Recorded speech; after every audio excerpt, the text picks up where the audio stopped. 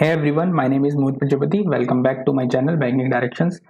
So friends, अगर अभी तक आपने चैनल को सब्सक्राइब नहीं किया तो सब्सक्राइब कर दीजिए, बेल आइकन को हिट कर दीजिए। काफ़ी इंपॉर्टेंट वीडियोस यहाँ पे आपको मिलने वाली है और चैनल पर काफ़ी इंपॉर्टेंट वीडियोस पड़ी भी है। सो दोस्तों, मैंने एक दो दिन पहले एक कम्युनिटी पोस्ट डाला था जिसमें मैंने पूछा था कि आपके डाउट्स क्या हैं आरआरबी पीओ को लेकर, किन किन चीज़ों में आपको डाउट्स है वो मैं आपके क्लियर करूँगा। तो ये वीडियो डाउट्स के ऊपर होने वाली है और इस वीडियो में आपके सारे डाउट्स क्लियर करने वाला हूँ। लाइक बहुत से बच्चों को डाउट है लैंग्वेज प्रोफिशिएंसी टेस्ट के अंदर दूसरी स्टेट से अप्लाई कर सकते हैं या नहीं कर सकते हैं। 2 या 3 आरआरबी पीओ के जो एग्जाम है, ऑफिसर लेवल के, ऑफिसर थर्ड है, ऑफिसर फर्स्ट है, वो हम दोनों अप्लाई कर सकते हैं या नहीं कर सकते हैं। हिंदी लैंग्वेज में काफ़ी कंफ्यूजन है बच्चों को, तो सारे मैं आपको यहाँ पर सारे डाउट आपके इस वीडियो में क्लियर कर दूंगा और नोटिफिकेशन से रिलेटेड भी मैं आपको बताता हुआ चलूंगा कि आपको फॉर्म किस तरीके से फिल करना है, क्या इसमें रिक्वायरमेंट है। क्योंकि काफी बच्चों ने क्या किया था, एसबीआई क्लर्क में काफी गलती की थी रिगार्डिंग डिक्लेरेशन। तो डिक्लेरेशन काफी बच्चों ने गलत भरा था, फिर उनको फॉर्म दोबारा फिल करना पड़ा था, उसमें आपका पैसा भी वेस्ट होता है दोस्तों। तो वीडियो को कंप्लीट देखिएगा, कंप्लीट देखेंगे तो आपको काफी इंपॉर्टेंट चीजें यहाँ पर पता चलने वाली हैं एंड उसके बाद आप फॉर्म फिल करिएगा, क्योंकि आप कुछ ना कुछ गलती कर सकते हैं अगर आप बिना देखे बिना चीजों को समझे हुए फॉर्म फिल करते हैं। तो देखिए दोस्तों, स्टार्ट करते हैं। आईपीएस ने ऑलरेडी नोटिफिकेशन रिलीज कर दिया है और यहाँ पर अपडेशन भी आ चुका है नंबर ऑफ वैकेंसीज को लेकर। तो जो बच्चे केरला और कर्नाटका से बिलोंग करते हैं उन स्टेट्स के अंदर क्या हो गया, नंबर ऑफ वैकेंसीज थोड़ी ऐड हो गई हैं, क्योंकि वहां पर पहले 0 थी। तो ओवरऑल वैकेंसी इंक्रीज ही हुई है दोस्तों and it is a good thing. So दोस्तों देखिए, आपको इंपॉर्टेंट इसके अंदर मैं पॉइंट्स बताता हुआ चलूंगा। पूरा नोटिफिकेशन पढ़ने की हमें ज्यादा जरूरत नहीं होती है, तो मैंने सारा इंपॉर्टेंट हाईलाइट किया हुआ है, मैं आपको बताता हुआ चलूंगा। देखिए सबसे पहले आप देखिए एलिजिबिलिटी क्राइटेरिया। तो एलिजिबिलिटी क्राइटेरिया में आपको देखना है एजेस और नेशनैलिटी, ये तो सबको Indians, Nepal, Bhutan and as अगर आप देखें तो ऑफिसर स्किल थर्ड के लिए, ऑफिसर स्किल सेकंड के लिए एंड ऑफिसर स्किल फर्स्ट के लिए और असिस्टेंट यानी क्लर्क के लिए, सबके लिए यहाँ पर एज मेंशनड है और ये मैंने हाईलाइट कर रखा है। देखिए अगर आप इस डेट से पहले बॉर्न हुए हैं, that is 3/06/1981 for officer skill third, और इस डेट के बाद बॉर्न हुए हैं तो आप एलिजिबल नहीं है।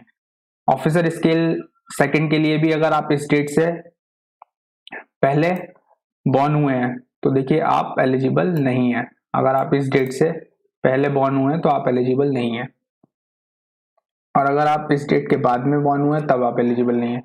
And for officer skill first, जिसके लिए मोस्टली स्टूडेंट्स अप्लाई करेंगे और क्लर्क के लिए देखिए आपको आपकी जो एज होनी चाहिए, आप इससे पहले नहीं बॉर्न हुए हो और इसके इस एज के बाद में बॉर्न नहीं हुए, दैट इज 31/05/2003 के बाद आप बॉर्न नहीं हुए हो और ना आप एलिजिबल नहीं है। अगर आप इन दोनों डेट्स के मिड में बॉर्न हुए देन आप एलिजिबल है इजीली।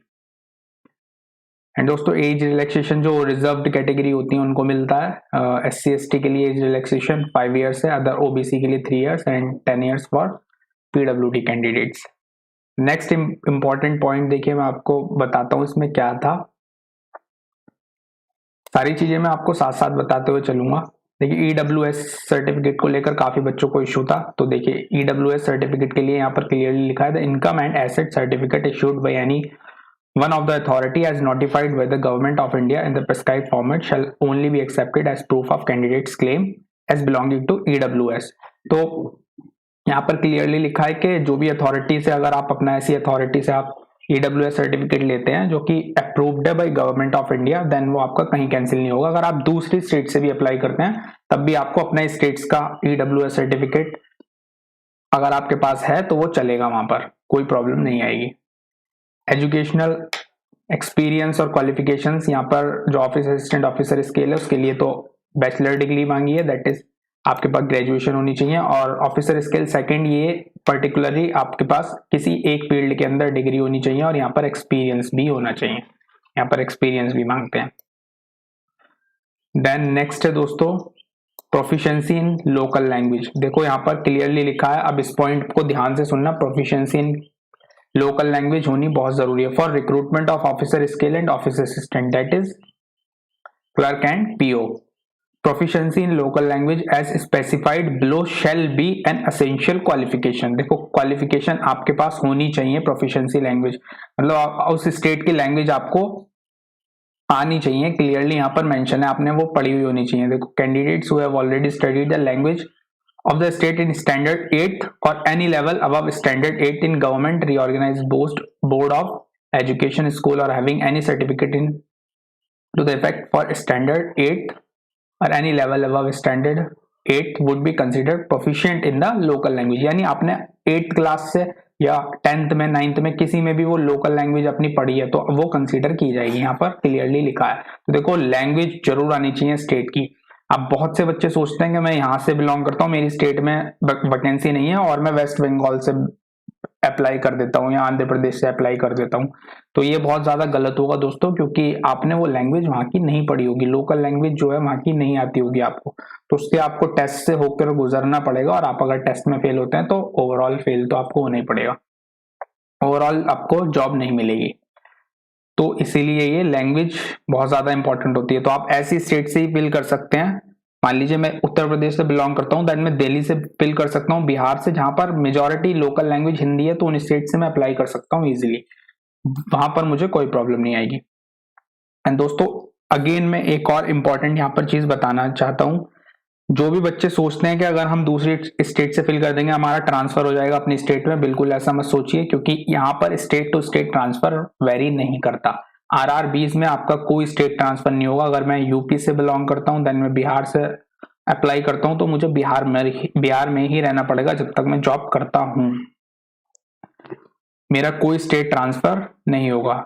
बिहार से मैं उत्तर प्रदेश में ट्रांसफर नहीं करवा सकता हूँ। तो ये बहुत इंपॉर्टेंट चीज थी। तो दोस्तों आप देख लीजिए, अगर आप एज अ पीओ सेलेक्ट होते हैं तो आप ऑब्वियसली वो जॉब करेंगे कुछ टाइम तक, और काफी टाइम तक भी कर सकते हैं, क्योंकि RRB PO भी एक अच्छी जॉब है। तो आप अपने ही स्टेट से अप्लाई करिए, मैं आपको ये एडवाइस दूंगा, या आपके कोई नेबर स्टेट है तब आप वहां पर अप्लाई कर दीजिए, वरना कोई जरूरत नहीं है। अगर आपके स्टेट में वैकेंसी भी कम है तब भी आप वहीं पर अप्लाई करिए, क्योंकि आपको इन दी एंड अपना घर मिल जाएगा। देन देखिए यहाँ पर ऑनलाइन स्ट्रक्चर को लेकर, एग्जामिनेशन स्ट्रक्चर को लेकर मैं आपको बताऊंगा कि क्यों बहुत सारे लोग यहाँ पर कंफ्यूजन भी रहते हैं। तो देखिए यहाँ पर मैं क्लियर करने वाला हूँ इस चीज को। Officer assistant and officer skill first, तो ये दोनों ही चीजों के अंदर देखो ये दे रखा है प्रीलिम्स के लिए। प्रीलिम्स में आते हैं reasoning and numerical ability, number of question रहते हैं 40-40, यानी 80 क्वेश्चन रहते हैं और मार्क्स भी 80 रहते हैं, और कंपोजिट टाइम मिलता है 45 मिनट्स का। कंपोजिट टाइम यानी यहाँ पर सारे बैंक एग्जामिनेशन से अलग रहता है, सब में 20-20 मिनट्स मिलते हैं, यहाँ पे कोई सेक्शन वाइज टाइम नहीं मिलता, आपको एक कंपोजिट टाइम दे दिया जाएगा 45 मिनट्स का, और उसमें आप इन दोनों सेक्शन को अटेम्प्ट कर सकते हैं। ऐसा नहीं है कि आप पहले रीजनिंग खुलेगा या पहले न्यूमेरिकल एबिलिटी खुलेगा, दोनों ही एक साथ खुलेंगे, आप शिफ्ट कर सकते हैं। वहां पर जब आप मॉक टेस्ट लगाएंगे तो आप इजीली आप समझ जाएंगे, तो वहां पर शिफ्ट कर सकते हैं इजीली, कि आप बीच में शिफ्ट कर लीजिए, कोई सा भी सेक्शन पहले अटेम्प्ट करिए, वो आपकी मर्जी होगी। इसी तरीके से ऑफिसर स्केल के अंदर रहता है, यही बिल्कुल दोनों का सेम पैटर्न रहता है। अब देखिए मेंस लेवल को इंपॉर्टेंट है दोस्तों, इसको ध्यान से समझना। Reasoning, computer knowledge, general awareness, English language, Hindi language, numerical ability, ये आते हैं सारे के सारे सेक्शन, दैट इज 5 सेक्शन है, और लैंग्वेज में 4A 4B डाल दिया तो ये एक ही सेक्शन माना जाता है दोस्तों। वहां पर आपको मिलेंगे ये 6 के 6, बट यहाँ पर आपको एक ही अटेम्प्ट करना होगा, या तो आपको इंग्लिश या आपको हिंदी। सारे 40-40 मार्क्स के होते हैं, यानी 40-40 क्वेश्चंस आते हैं। सिर्फ रीजनिंग 50 मार्क्स का होता है, कंप्यूटर 20 मार्क्स का होता है, और ये तीनों सेक्शन होते हैं 40 मार्क्स के, और न्यूमेरिकल एबिलिटी भी 50 मार्क्स का होता है। कंपोजिट टाइम आपको 2 आवर्स का मिलता है यहाँ पर, यानी 2 घंटे में आपको ये सारे सेक्शन अटेम्प्ट करने होते हैं। यहाँ पर भी वही रहता है, कोई सेक्शन वाइज आपको टाइम नहीं मिलेगा, आप किसी भी सेक्शन पर शिफ्ट कर सकते हैं। अब देखिए हिंदी लैंग्वेज, इंग्लिश लैंग्वेज का क्या होता है कि जैसे ही आपका एग्जाम स्टार्ट होता है ना मेंस लेवल का, तो इंटरफेस पे आपको क्लिक करवाता है वो पहले कि आप कौन सी लैंग्वेज अटेम्प्ट करना चाहते हैं, हिंदी या इंग्लिश, तो आप सेलेक्ट कर लीजिएगा। जैसे ही आपका पेपर स्टार्ट हो जाता है तो फिर बाद में भी आप शिफ्ट कर सकते हैं। मान लीजिए मैंने हिंदी सेलेक्ट करी और हिंदी मेरे को थोड़ी टफ लगने लगी 5-6 मिनट बाद, तो 5-6 मिनट बाद मैं इंग्लिश में शिफ्ट कर सकता हूँ आसानी से। लेकिन जो मैंने हिंदी लैंग्वेज में क्वेश्चंस लगाए थे या जो मैंने वहां पर टाइम दिया, वो मेरा टाइम ऑलरेडी चला जाता है, और क्वेश्चंस जो मैंने टिक किए थे वो क्लियर हो जाते हैं ऑटोमेटिकली। फिर इंग्लिश लैंग्वेज मुझे स्टार्टिंग से अटेम्प्ट करनी होती है, तो मेरा टाइम चला जाता है एक्चुअल में, और मैंने जो क्वेश्चन लगाए थे वो भी कंसिडर नहीं होते हैं। तो ये होता है मेंस लेवल में। तो इस चीज को आप ध्यान से समझिएगा, मैंने ये प्रॉपर बता दिया इंग्लिश लैंग्वेज और हिंदी लैंग्वेज का क्या होता है। इंग्लिश हिंदी लैंग्वेज कैसी आती है और इंग्लिश लैंग्वेज कैसी आती है, इसके बारे में हम दोस्तों बाद में बात करेंगे। अब नेक्स्ट इंपॉर्टेंट चीज है कट ऑफ स्कोर कैसे निकालते हैं, ये सब आपको पढ़ने की जरूरत नहीं है बिल्कुल भी। List of document produced at the time of interview, देखिए ये डॉक्यूमेंट्स आपके पास होने चाहिए, ये आप एक बार पढ़ लीजिएगा जरूर, क्योंकि ये at the time of interview आपको प्रोड्यूस करने होंगे और ये आपको बाद में भी लिस्ट प्रोवाइड की जाएगी, बट अभी भी आप पढ़ के चलिएगा इन्हें। द नेक्स्ट इंपॉर्टेंट इसके अंदर जो चीज है दैट इज रफ शीट। आप बहुत बच्चों को डाउट रहता है रफ शीट मिलेगी नहीं मिलेगी, क्लियरली लिखा हुआ है कैंडिडेट डेस्क पर आपको रफ शीट ऑलरेडी मिल जाएगी, तो आपको कोई रफ शीट ले आने की जरूरत नहीं होती है। अब देखिए हाउ टू अप्लाई, इस चीज को ध्यान से समझिएगा, अप्लाई करने में बहुत बच्चे गलती कर देते हैं। फोटोग्राफ आपको अपलोड करनी है, जरूरी नहीं है इस डायमेंशन में हो, बस जो ये साइज प्रोवाइड करते हैं वो साइज होना चाहिए, लाइक 20 KB और 20 to 40 KB यहाँ पे साइज होगा, तो 20 to 40 KB के बीच में आपका होना चाहिए। Signature left thumb impression upload करना है दोस्तों, तो राइट थंब मत कर देना गलती से भी। सिग्नेचर कैपिटल लेटर्स में नहीं होंगे, और देखो left thumb impression properly clear होना चाहिए, स्मज्ड नहीं होना चाहिए। एंड टेक्स्ट जो आपको डिक्लेरेशन में लिखना है बिल्कुल एज इट इज ये वाला कॉपी करना है, I candidate this this this this, ये आप देख लीजिएगा, अपनी राइटिंग में लिखना है, किसी और की राइटिंग में नहीं लिखवाना है। बिल्कुल भी ऐसा मत करना कि आपकी राइटिंग अगर खराब है तो आप किसी और से लिखवा लें, ऐसा नहीं करना है, जैसी आपकी राइटिंग है वैसा लिखिए, क्योंकि बहुत इंपॉर्टेंट होती है ये चीज। नेक्स्ट इंपॉर्टेंट चीज है देखिए दोस्तों इसके अंदर जो आपको ध्यान रखनी है, दीज आर द डेट्स, जो कि प्रीलिम्स की डेट है, अगस्त में प्रीलिम्स होने वाला है, और एडमिट कार्ड आपको मिल जाएगा जुलाई अगस्त के अंदर, जुलाई एंड या अगस्त स्टार्टिंग के अंदर मिल जाएगा। और इसी तरीके से मेंस यहाँ पर सितंबर अक्टूबर में होने वाला है। ये दोस्तों वैकेंसीज थी, तो अगेन मैं बता रहा हूँ अपडेशन आ चुकी है वैकेंसीज के अंदर, तो आप वो डाउनलोड करिएगा अपडेट वाला नोटिफिकेशन, ये मेरे पास ओल्ड वाला है।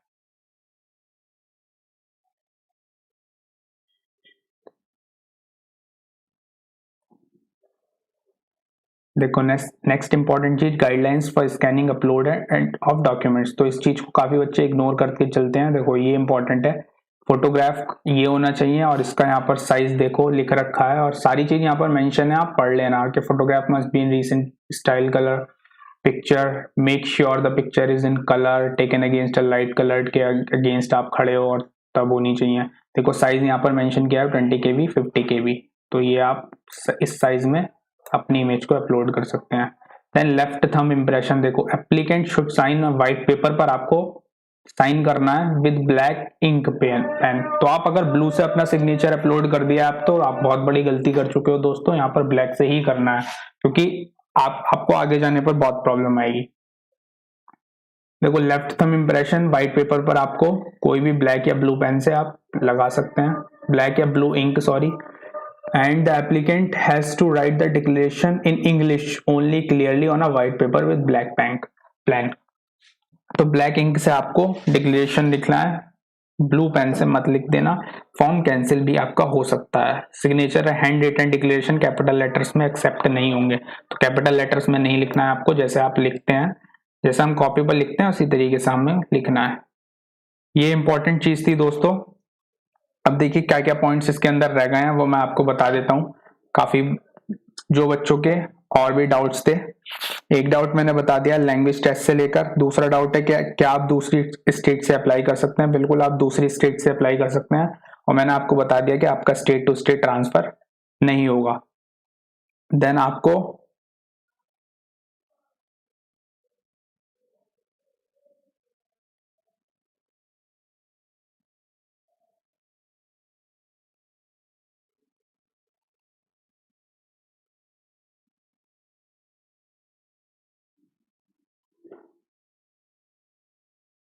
EWS सर्टिफिकेट से भी दोस्तों मैंने बता दिया, और कुछ बच्चों को देखो डाउट रहता है कंप्यूटर सर्टिफिकेट से रिगार्डिंग। कंप्यूटर सर्टिफिकेट का क्या होता है दोस्तों, कंप्यूटर सर्टिफिकेट यहाँ पर बेसिक नॉलेज रिक्वायरमेंट होती है। अगर आपके पास कोई कंप्यूटर सर्टिफिकेट है कोई डिप्लोमा है तब आप वहां पर मेंशन करना, वरना आप नो भी क्लिक कर सकते हो, कोई उसमें प्रॉब्लम नहीं आएगी। देखो अगर आपके पास कंप्यूटर डिप्लोमा नहीं है और आपने मेंशन कर दिया वहां पर कंप्यूटर डिप्लोमा मांगा नहीं है, बट अगर आपने कॉलेज या स्कूल में भी पढ़ा है तो आप मेंशन कर देना कि स्टडीड एट स्कूल या स्टडीड एट कॉलेज, अगर आपने एज ए सब्जेक्ट भी पढ़ा है। तो मैंने एज ए सब्जेक्ट पढ़ रखा है तो मैंने वही मेंशन किया आपने फॉर्म के अंदर। और आपने नहीं पढ़ा है कंप्यूटर बिल्कुल भी तो आप जस्ट वहां पर लिख दीजिए कि हाँ नो पर क्लिक कर देना आप लास्ट में।